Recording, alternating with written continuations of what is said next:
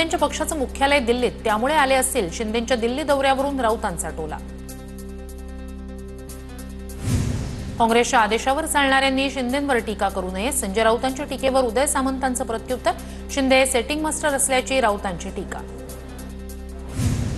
ठाकरे पितापुत्र दिल्लीसाठी रवाना, आजपासून 3 दिवस दिल्ली दौरा। उद्या इंडिया आघाडीच्या बैठकीला उपस्थित राहणार, तर राहुल गांधींच्या घरी स्नेहभोजनालाही हजेरी लावणार। उद्धव ठाकरेंचं कार्यालय सुद्धा दिल्लीत आहे का? संजय गायकवाडांचा सवाल, तर शिंदेंच्या दिल्ली दौऱ्यावरून राऊतांच्या टीकेनंतर गायकवाडांकडून पलटवार। उद्धव ठाकरे दिल्लीत कुणाला मुजरा करायला गेले, तर ठाकरे राहुल गांधींची माफी मागण्यासाठी गेलेत का? उद्धव ठाकरेंच्या दिल्ली दौऱ्यावर आशिष शेलार यांची टीका। मवियाच्या खासदारांना आज शरद पवारांच्या दिल्लीतील निवासस्थानी स्नेहभोजनाचं निमंत्रण। स्नेहभोजनाला उद्धव ठाकरे उपस्थित राहणार। उद्धव ठाकरे महाविकास आघाडीच्या खासदारांसोबत संवाद साधण्याची शक्यता। मुंबईतील कबूतरखाना हटवण्यावरून राडा, दादरमध्ये जैन समाज आक्रमक। कबूतरखाना झाकून ठेवलेली ताडपत्री संतप्त जमावानं काढून टाकली। कबूतरखाना आंदोलनानंतरही मुंबई महापालिका निर्णयावर ठाम, कोणत्याही परिस्थितीत कबूतरखान्यावरील ताडपत्री हटवणार नाही। कोर्टाचा पुढील आदेश येईपर्यंत कबूतरखाने बंदच, पालिकेचा पवित्रा। दादरमध्ये जैन समाज आणि पोलिसांमध्ये झटापट, महिलांकडून ठिय्या। कबूतरखान्यावरील बंदीविरोधात जैन समाजाची जोरदार निदर्शनं।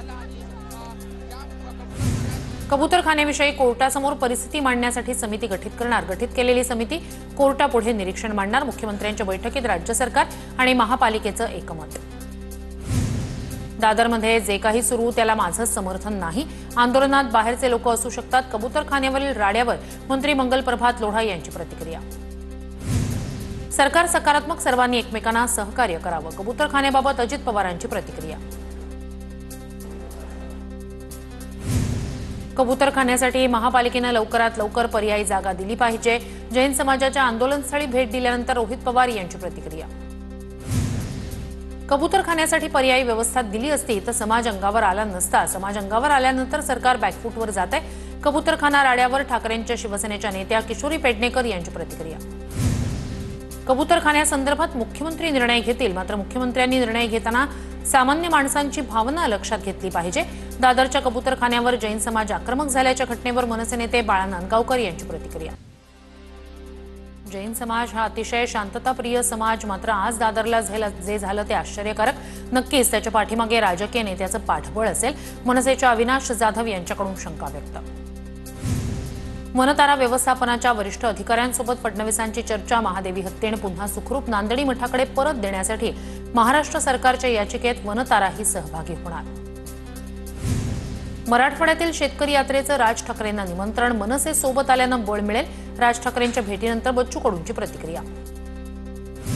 शेतकऱ्यांसाठी मुंबई बंद राहावी यावर आम्हीही सकारात्मक, त्याला पाठिंबा देऊ, तर राज ठाकरेंची सभा व्हावी अशी बच्चू कडूंची इच्छा। बाळा नांदगावकर यांची प्रतिक्रिया।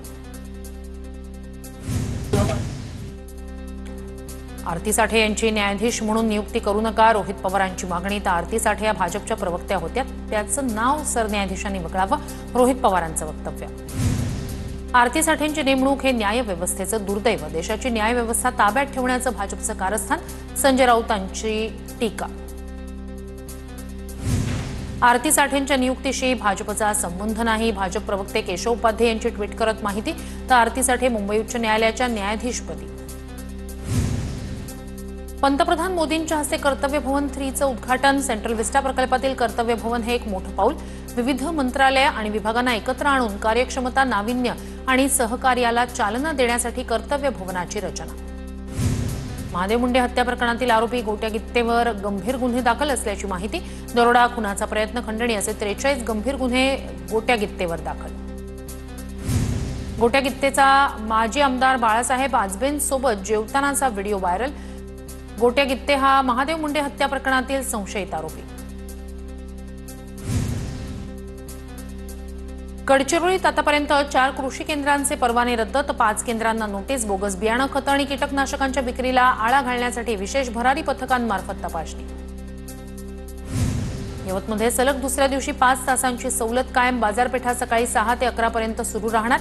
तणावानंतर यवतमधील जमावबंदी काही प्रमाणात शिथिल। जळगावच्या बालसुधारगृहातील 5 मुलांना अन्नातून विषबाधा, एका दिवसात 5 पैकी 3 तब्येतीत सुधारणा झाल्यानं त्यांना डिस्चार्ज देण्यात आला.